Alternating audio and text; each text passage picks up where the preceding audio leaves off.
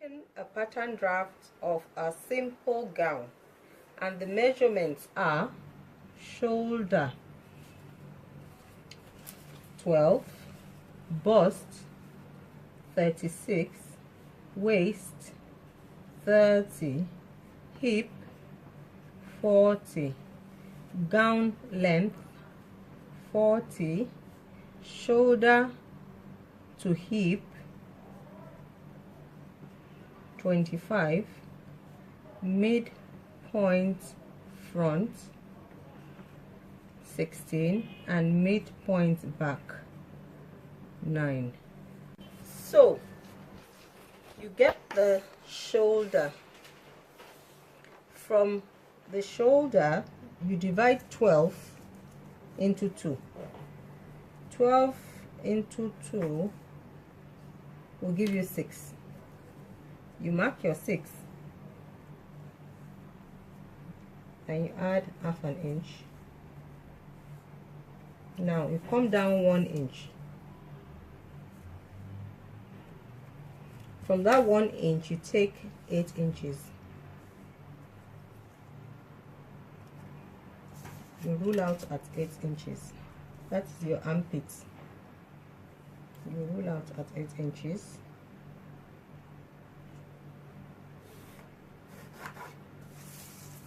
That's also bust measurement, armpit and also bust measurement. To get the armpit curve, you take 6 inches. Whatever your shoulder is the measurement you take, and then you join it to the 1 inch here.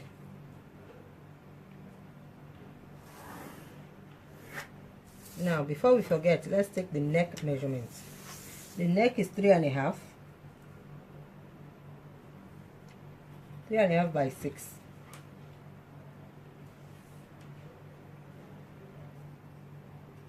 It also takes 6. 3.5.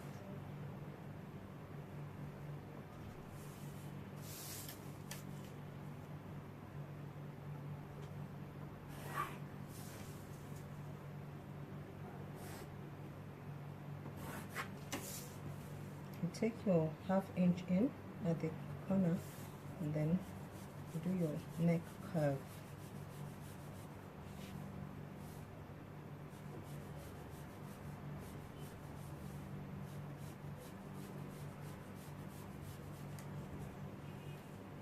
Let's take 1 inch, 1 inch, 1 inch in. Okay, you do your curve. If you want it square, you leave it square. If you want it V-neck, you just go like that. And then you can slightly curve so that it's not too straight. You put a curve in it. Like that. So you want the V-neck, the square neck, and the U-neck. From there, you take your shoulder.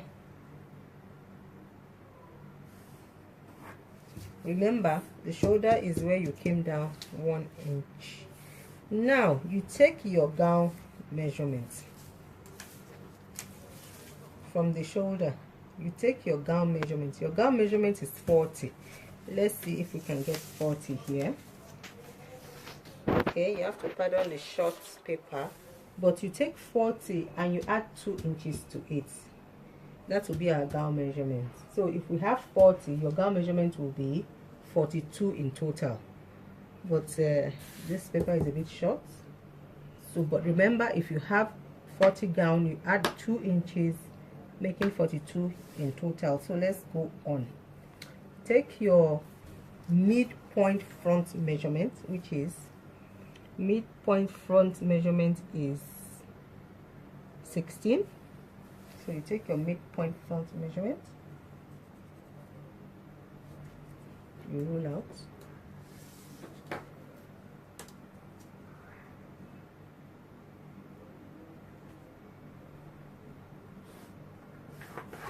okay.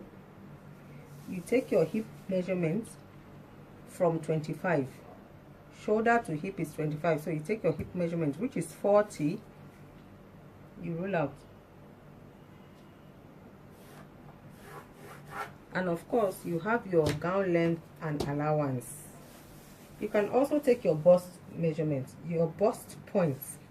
Because it's a simple gown, you really don't need the bust point at this moment. I will tell you when you need your bust point, but at this moment you really don't need the bust point measurement. So let us now take all the measurements. Your bust measurement is 36 divided by 4 to give you 9. You add 2 or 2.5. I'll add 2, so 36 will give us 9. Add 2 or 2.5. 2.5. Midpoint, that is your waist. Your waist is 30 divided by 4 is 7.5, and then you add your 2.5. You add your 2.5. Your hip is 40 divided by 4 is 10, and you add your 2.5. You add your 2.5 inches for allowance. Now you roll it out.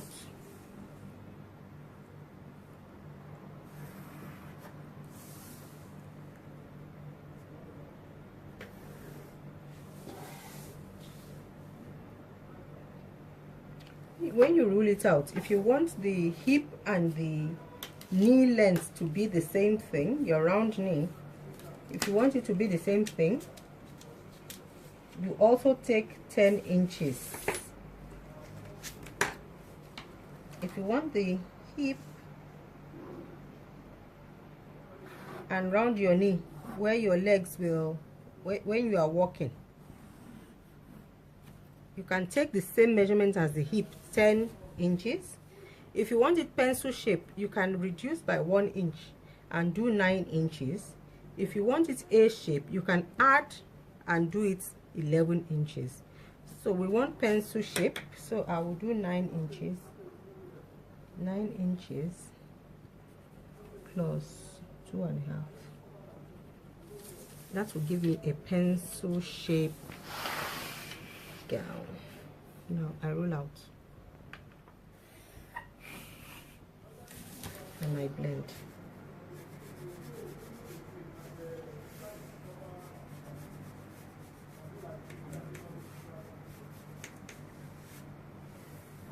Okay, after blending, then you have to add your dart. For the side dart, you will take your bust point. The bust point is from the shoulder to the nipple. Pardon my English. Shoulder to the nipple, 10.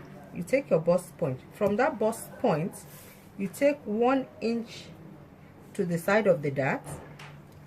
You come down 1.5 inches and you link it to where you took the 1 inch. That is always 1 inch. You go ½ inch here, ½ inch here. You link your diamond shape. For the dart on the waist, you either go 11 or 12 depending on how the dart is. For here now, we went 4 inches, 4.5 inches up and 6 inches down. Okay, we take our ½ inch on the side. Still from that bust point, you come down again 1 inch and then you link your diamond to it and link your diamond. So you can go with the side bust dart or you can go with the waist dart. There's no point using the two together. One is more than enough.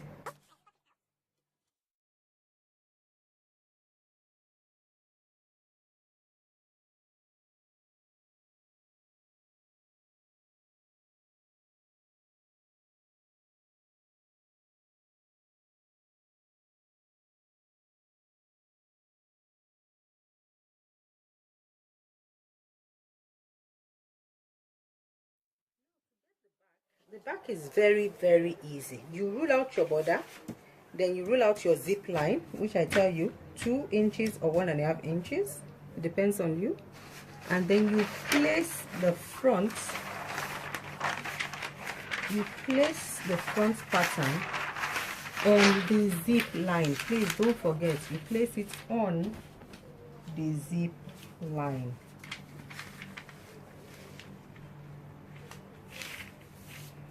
Place it on the zip line.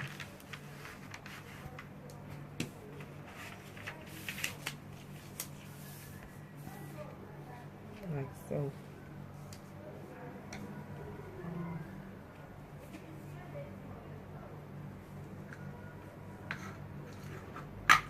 And use your pin to hold it down.